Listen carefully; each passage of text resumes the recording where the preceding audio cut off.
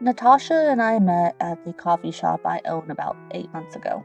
Her office building was next door, so she stopped in some mornings for coffee before work. At first, we only exchanged pleasantries, talked about the weather, shared little stories about our lives while I made her coffee. We developed a little friendship from there. She started coming for lunch in the cafe once a week, then twice, until eventually she had lunch there most days. We were enjoying each other's company greatly.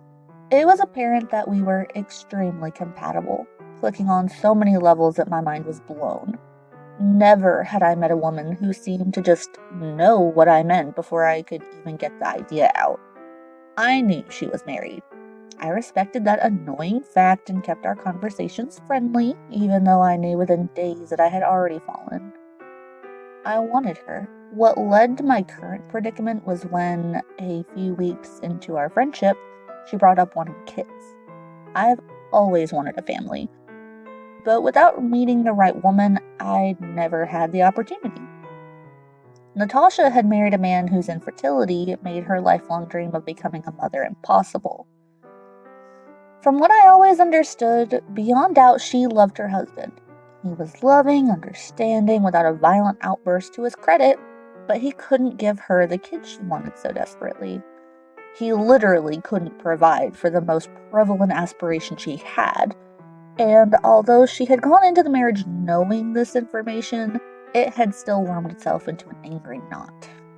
Natasha's need to have kids outweighed the dedication she had pledged to her marriage. She said her relationship felt like an eternal honeymoon. At some point in the 6-year marriage, she had even considered getting pregnant by another man, but knew she couldn't get away with it. Instead, she wanted to divorce him and start over with a man who could give her the only thing she thought she wanted. From what she said, she was only still playing the marriage game because she had nowhere else to go. Logically, I understood that a woman with such an attitude was fickle and a bad idea to get involved with. For all I knew, she may have been using me as a means to get pregnant and somehow convince her husband that it was his. I had never met the man, so he could have been gullible enough to believe it was some sort of miracle conception and never question it further. Unfortunately, even though I was a smart man, I was also a young man. And like most young men, I thought with my dick in this type of situation instead of my brain. We started dating not long after Natasha confessed that to me.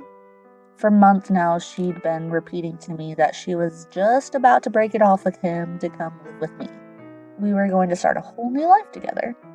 She kept saying she was just waiting for the right time, and I was beginning to realize that I was just a fling when her husband found out on his own. I don't know how he managed, but I now wish I had never gotten involved with his wife. He accosted me on the way to my car last night after closing the shop. I can only remember seeing him walking up to me with a jovial wave and a big toothy smile on his doughy, tanned, stereotypically middle-class face. Seeing him for the first time in person drove home to me how worlds apart we truly were, as if we weren't even from the same planet. Next thing I knew, I was waking up in absolute darkness. I was horrified. The left side of my head throbbed so hard my empty vision pulsed red with every heartbeat. My blood pressure must have been through the roof, nearing panic attack, if not fainting levels. My wrists hurt as if I'd been dragged by them for a long distance, and I could feel the burning of scrapes on my bare feet. My shoes were gone, but I was still in my coat and pants. It was stifling in my dark new domain, and I began struggling to get out of my coat, only to discover how confining the environment was. There was only a little more space than what an average double bed would provide.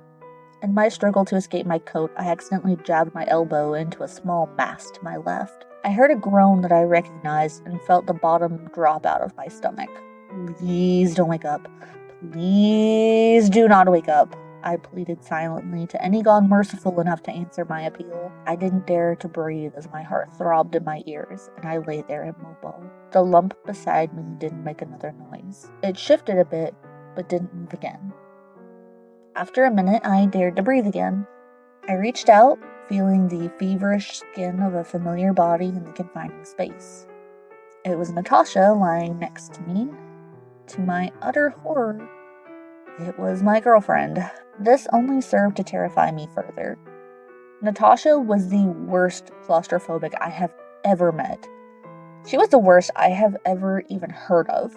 Her phobia was so severe that she required medication to make it possible for her to even get into a car without an anxiety attack. A memory of her blackening my eye while trying to escape a too-enclosing hug when she'd forgotten her meds taunted me with what she would do if she knew her current situation. She was breathing steadily, and for the moment that was good enough for me. Even with my coat off, it was still horribly hot. I checked through my pockets in search of my phone in the vain hope that it was still there. I was elated to find its boxy shape in the inner pocket of my coat. I pulled it out, happy beyond reason when the screen lit up brightly to show it even had a full battery. Not until I tried to make a call to 911 did I realize the utter cruelty the other man was capable of. The SIM card had been removed, making my phone nothing but an awkward flashlight. I didn't even bother to check Natasha's pockets for fear of waking her. I slowly swung the lit screen around to see my environment. The roof was only an arm's length tall. I estimated the walls around 4 feet apart, meaning it was just wide enough for 2 people to lay shoulder to shoulder. Lengthwise, I could stretch out my limbs and touch each end with the tips of my fingers and toes. The entire structure looked like cheap plywood. It had the rough texture that always signified the low-budget material. This could be good, though. If we were being held in a flimsily made box, then I may be able to break us out of it before Natasha could become aware of the situation. Carefully, I rolled onto my chest, getting my knees under me to press my back against the roof. With a deep, slow intake of breath, I pushed against the roof as hard as I could. At first, there was nothing. Then a splintering sound issued overhead as I strained harder, my knees screaming in pain at the pressure, and I felt a horrid pop in my lower back. The pain crumpled me back to the rough floor. For a long time, all I could do was lay there gasping as quietly as possible, trying desperately not to wake Natasha as agony raced through me. Very gently, I reached behind me, tracing the tips of my fingers along the huge knot in my lower back. The spot screamed at me, sent me curling up again for long minutes as tears and snot dripped down my face. I bit into my arm to stifle my gasps. It was a long time before the pain began to die down again, allowing my brain to stop focusing solidly on the sensations from my back. Moving slowly, I reached up to feel the crack I'd made. The tips of my fingers caught on splinters of wood, but also damp, cold dirt. Its gritty texture sank my stomach down into my toes. Until that moment, I only thought that we were being held in a box in Natasha's basement, maybe a workshop somewhere. But I hadn't entertained the idea that we were buried. My heart lodged in my throat. My lungs refused to take in any air. I tried to think myself calm again. Okay, yes, I was buried alive with a woman who was incredibly claustrophobic. Yes, I was injured. Was I doomed, though? Probably. My cynical inner voice piped up unhelpfully. I was deep into the thoughts of possible escape when the barest whisper of cool air blew over my sweat-soaked forehead. As I stretched my arms up, I was able to feel a tiny wisp of breeze across my palm. I carefully wiggled up to the top of the enclosure, shining my screen around to find a little hole about the circumference of a quarter. The excitement that discovery brought was disorienting. That hole meant our box was still connected to the outside world. I cupped my hands around my mouth and went to scream into the hole, desperate for someone to help us, but screeched to a halt. A crippling fear sank into my chest. If I screamed for help, Natasha would wake up. If Natasha woke up, she would absolutely lose her shit. She may kill me and her both while struggling to escape. A vicious image invaded my brain of her clawing my eyes out in a blind panic, bashing her own head in on the ceiling, maybe even freaking out so badly she went into cardiac arrest.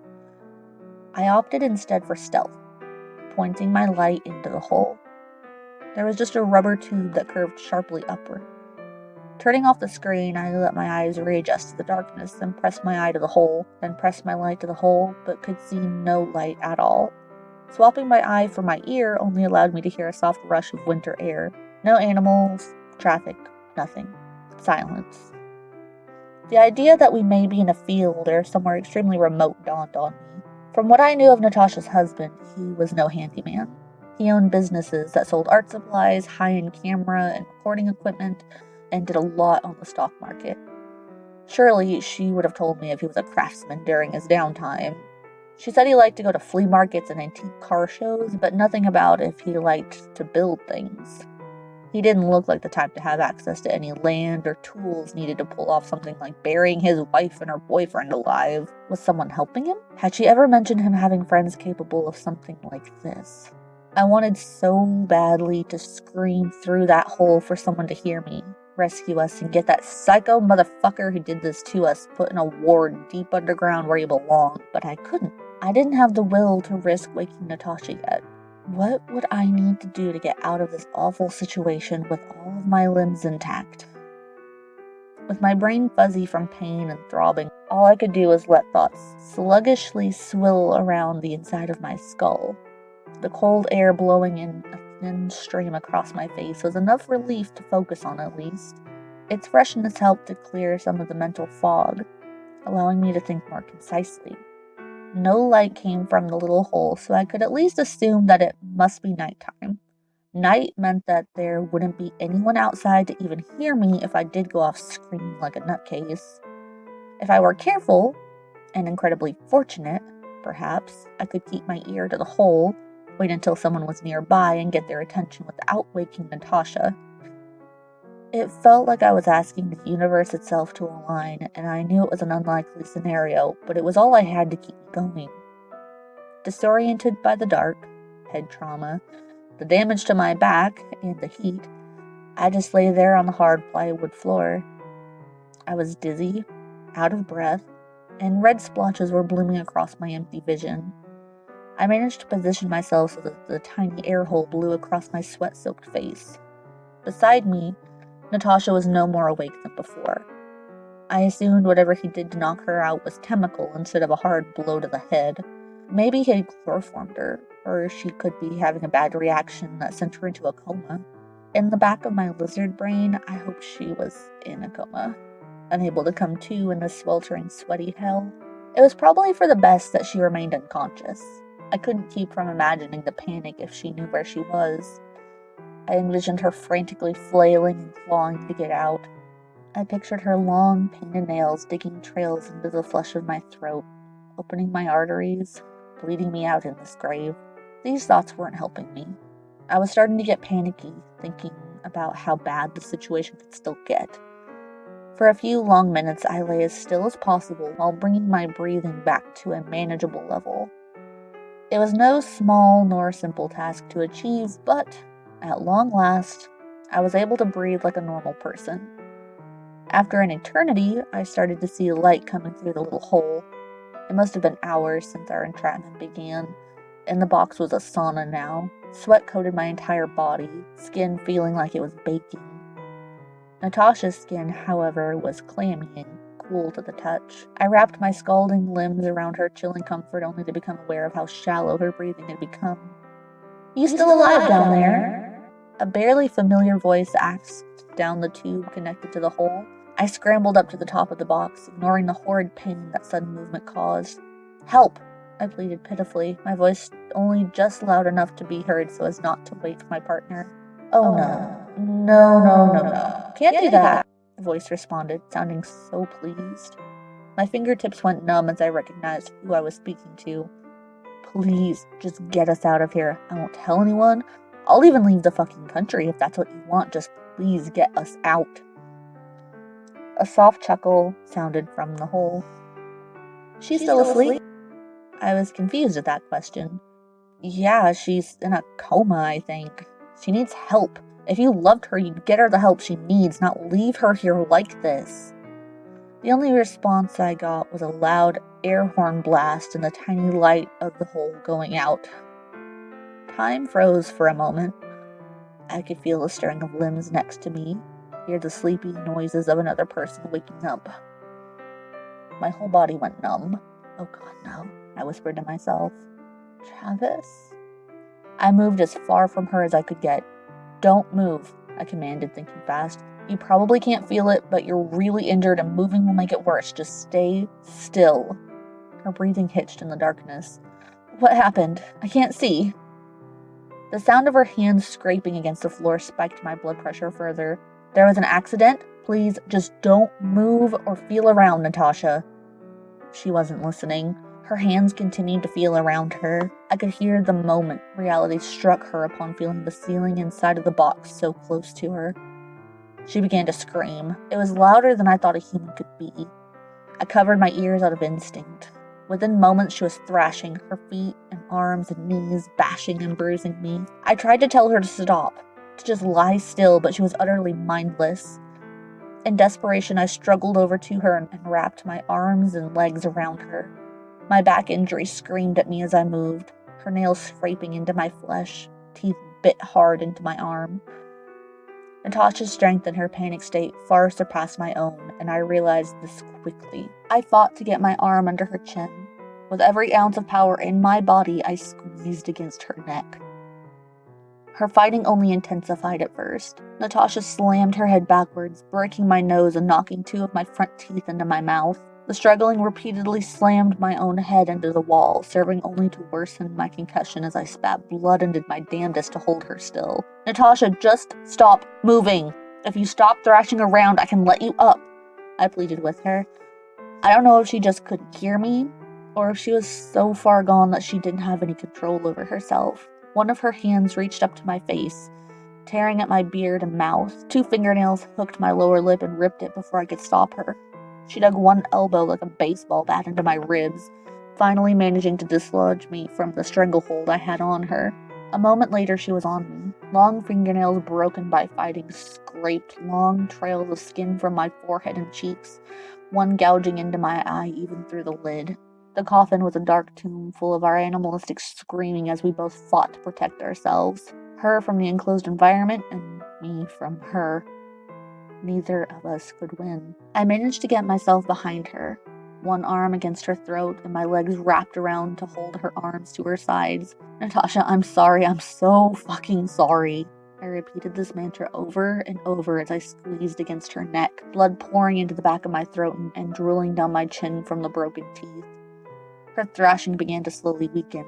Eternity went by in moments as I listened to her frantic gasps slowly space out as I pressed harder and harder until there was a sudden, loud, unmistakable pop and she went instantly limp. All at once, my injuries came back at me in full force. I let go and collapsed. Had I known our affair would come to this, I'd have never even given her the time of day. If only I hadn't been so stupid, so foolhardy, and so desperate for female companionship. If only I'd known.